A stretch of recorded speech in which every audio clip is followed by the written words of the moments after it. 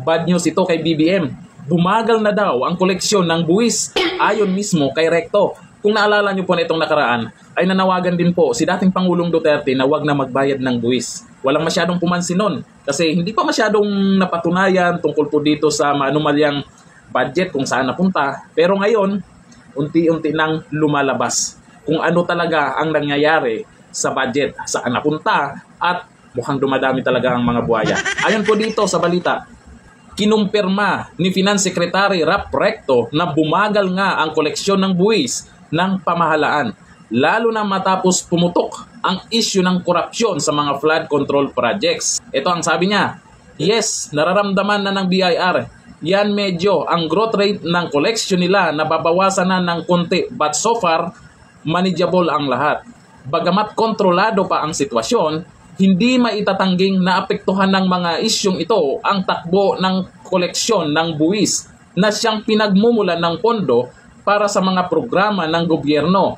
Ayon kay Senate Finance Committee Chair Sherwin Gatchalian, may mga taxpayer na nagdadalawang isip magbayad ng buwis dahil sa nadaramang kawalan ng tiwala sa gobyerno.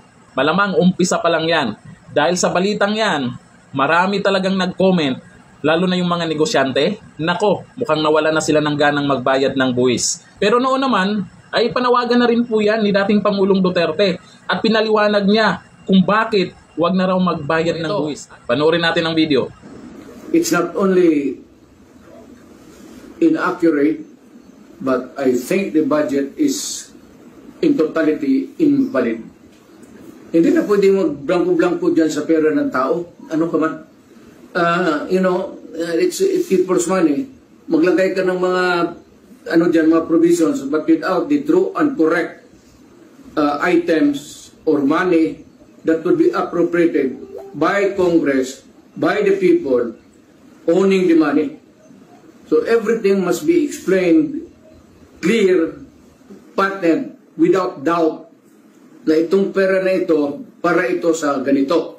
Itong para na ito para sa eskwelahan, ito para sa agriculture. But you do not leave any item there vacant. Itong pera na ito blanco to be filled up later on. That is not allowed by law. And that budget is already, I would like to remind Congress, mali ho yan. It's invalid. Please correct it. Or recall the budget and demand an explanation kung bakit dumating sa inyo yan na ganun kablangko. We are not, para ka binigyan ka ng blanco check dyan, o sige, bahala na kung ano ilagay ninyo. In the same manner, yung mga blanco-blanco dyan, whatever or whoever corresponds to that particular item is free to just fill up the amount. That is not by all commandments of the law, that cannot be valid, invalid, unenforceable. And kung na-implement na, it must be corrected and the money returned if already spent or corrected. And kung sino man ang ano niyan, they have to give us the explanation. Otherwise, sabihin ko sa mga Pilipino, huwag na kayo mabayad ng buwis ninyo. Alam nyo, umpisa pa lang to.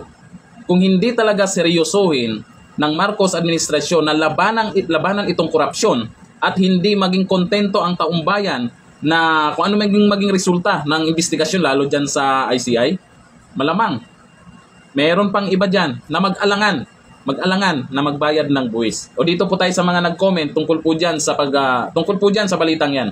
O sabi ni Vivian Asperga Aranda, buti pa hindi na tayo magbayad ng buwis kasi nanakawin lang naman ng mga kurakot. Ito sabi ni Joel Belen, huwag nang magbayad ng buwis dahil ninakaw lamang ng gobyerno ni Marcos. Sana may gagawin po si Pangulong Bongbong Marcos dito para maibalik yung tiwala ng mga nagbabayad ng buwis na yan na mukhang nawala na sila ng tiwala talaga. Sabi ni Fancois Rona, nakawalang gana magbayad ng buwis kasi mukhang sa tiyan lang ng mga buwaya mapupunta. Sabi ni Jamaica Diga, ayaw na magbayad ng tax ng mamamayang Pilipino kasi kinukurakot lang. Tingnan nyo yung mga nag-comment ha. Sabi ni Amelia Gatan Ordonez, wag nang magbayad, total ninakaw lang din naman ng buhaya sa gobyerno. Sa dami ng mga nagko-comment, mukhang iisa lang ang naging dahilan nila kung bakit yung iba hindi na nagbabayad ng buwis. So, wala nang tiwala po dito sa gobyerno natin ngayon. Pero sana, umasa pa rin sana tayo na may gagawing tama itong si Dunyor at parusahan yung mga totoong buhaya. Balita ko, gagawin pang witness ah. Pero may oras pa.